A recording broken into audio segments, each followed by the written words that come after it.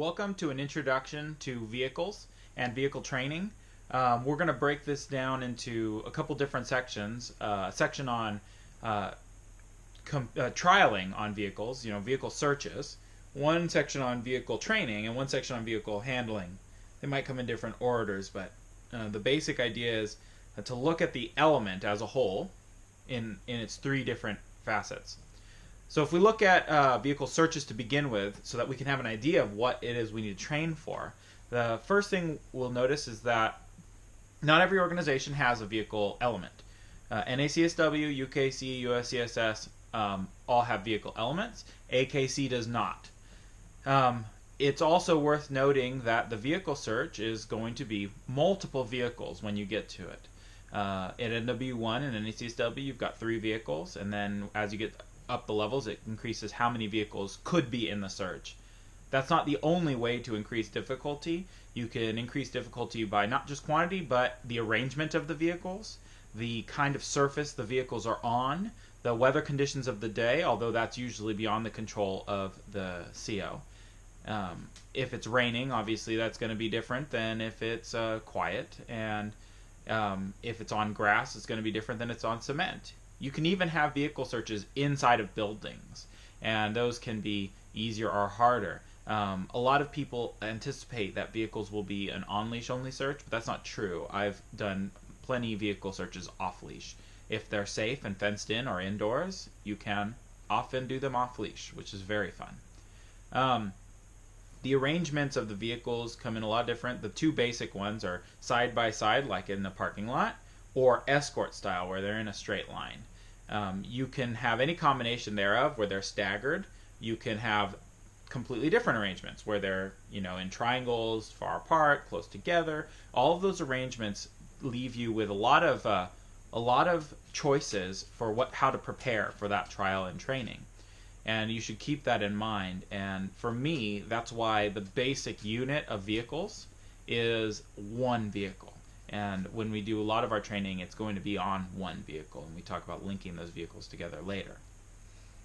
Through the levels, just like with any other element, you can start with 1 odor in NW1 and go up to 3 odors in NW3 and more in Elite Division. You can have multiple odors, and that includes having multiple odors on the same vehicle.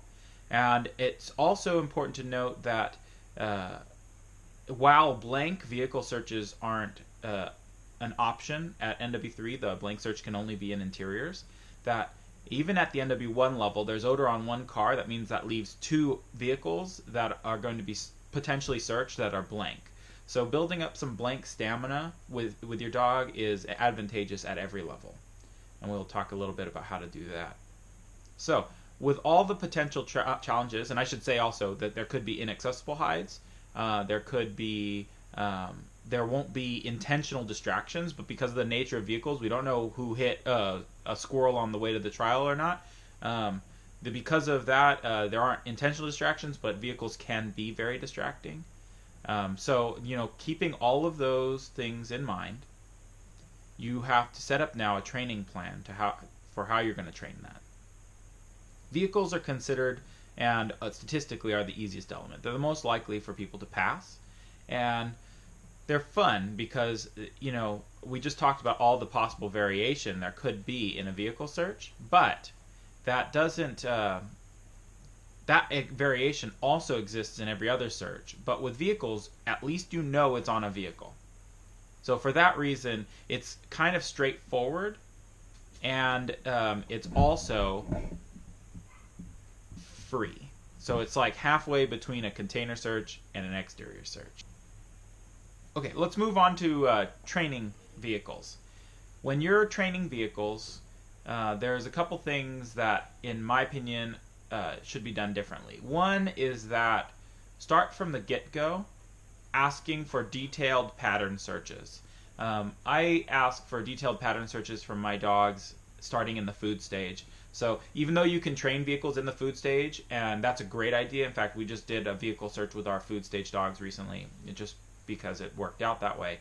Most people don't start vehicles in the food stage. Most people start with odor. And because of how straightforward the searches are, there's no reason to start vehicles, in my opinion, with a free search. In other words, with letting them kind of just explore the environment, multiple vehicles, hides on multiple vehicles, that kind of thing. I always start with one vehicle, and you're going to work 1/4 of that vehicle. Now that could be a straight side, that could be a corner, and it's important to note when training a vehicle that basically what you've got is 4 straight lines and 4 outside corners. And when you start doing multiple vehicles, we can start talking about inside corners because 2 vehicles at an angle can create an inside corner. And if you're not sure what I'm talking about, outside corners, inside corners, and straight lines, we're going to be releasing a series on pattern training that should help you understand the way I look at search areas. But I'm going to take 1/4 of the vehicle and just work the 1/4. So like I said, it might be just the whole straight side. It might be a corner. Corners are especially important because that's the place where you're most likely to lose or miscommunicate something with the dog. So when you get your dog out, your goal is to teach them to detail 1/4 of the car. Start at the threshold, which is the first part of the search area right in front of you, right? That's the threshold as far as I'm concerned. Put hides there, work your way around, and begin and end pattern search is always on a threshold. And get it so that the dog, when you approach a car on leash, the dog is focused on the car. They're just staring at the car because they know there's going to be a hide there. And then if you let them off leash, the dog just does it very detailed along that 1/4 of the vehicle. When 1/4 of the vehicle looks nice, you don't add to half a vehicle. Instead, move to a new 1/4 of the vehicle and do it there. So you have a new threshold and a new 1/4 that you're working. When you're done with that, move to a new 1/4, then to a new 1/4. This is analogous to an agility training. In the past, people used to run full courses in classes.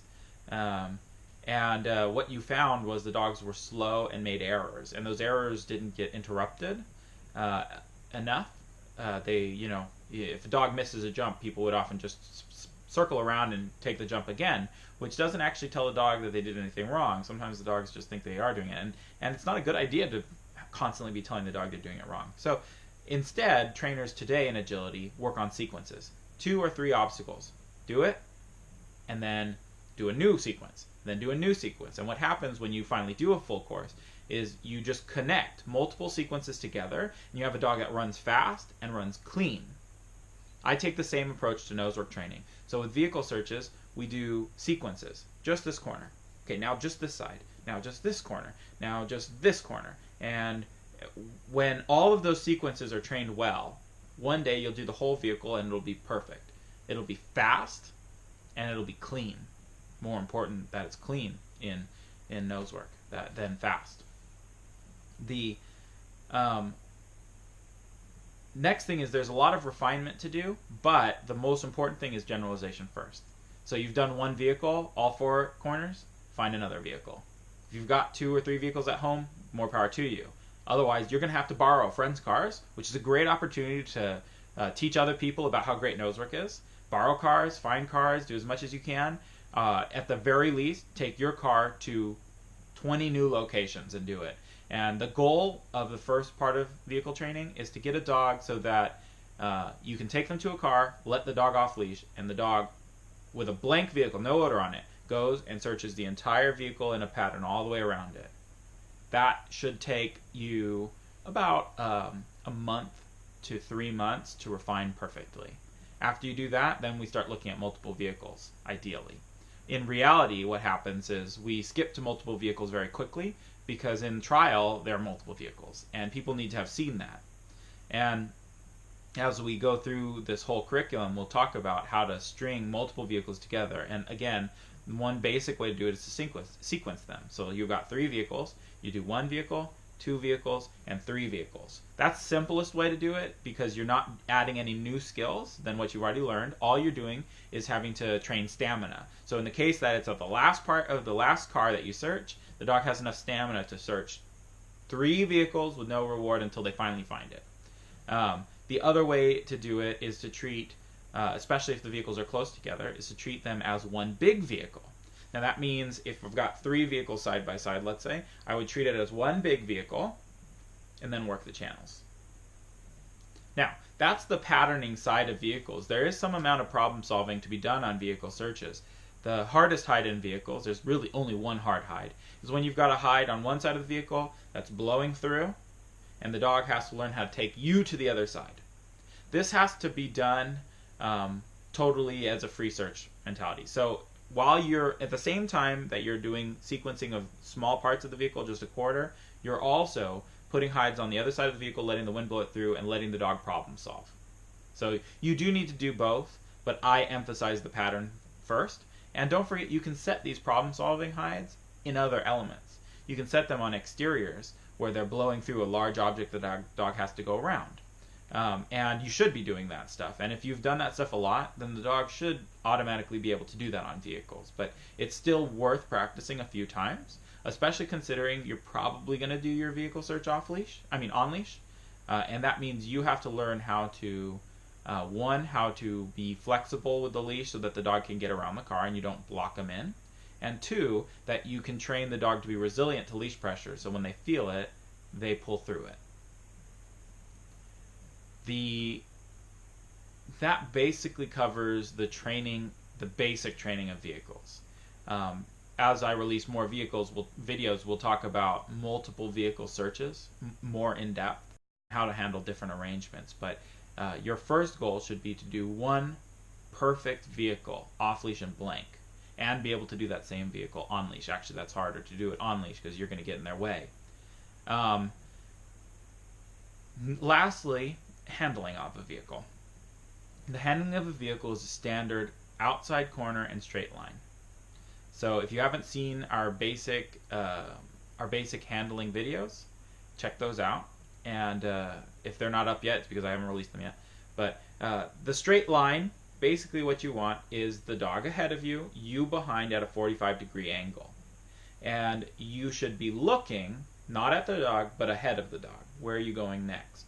That doesn't mean you're micromanaging. This is just the basic default position for my students. That's the basic along the wall, that you move at a slightly slower pace from the dog at a 45-degree angle. Now when you get to the corner, what happens is people tend to want to take that corner super tight and push the dog around the corner. And that pushes the dog off the car. So the handling of the outside corner, just like any outside corner, whether it's interior, exterior, container, or vehicle, is that you need to go out wide around the dog to support the dog taking that corner nicely. So keep an eye out for that outside corner because it's 4 outside corners in a row. So you've got to be really solid on your outside corner handling, and you need to train the dog to take those corners slowly so you can keep up with them. And you teach them that by hide placement. Remember, pattern, when you hear the word patterns in my videos, it means hide placement. It means where are you setting the hides to instill a way of thinking about the search area. When you hear handling, you should not think of handlers interfering in the search, but you should think, where am I standing? Right? That's what handling is. Where am I standing? Pattern is where are the hides. So if you can kind of think of it that way, you should understand my basic vehicle curriculum. It should be said at this point that vehicle searches are a fantasy that we created up just for fun and nose work. They're no different than a container exterior or interior search. Some people think that they are, but they're not. It's just odor in the environment. So don't take vehicles too seriously. Just understand they're 4 corners, 4 lines. And when you string them together, it's just multiple vehicles or one big vehicle. So get out there, train your vehicles, send me your videos, and let's see dogs have some really solid vehicle searches.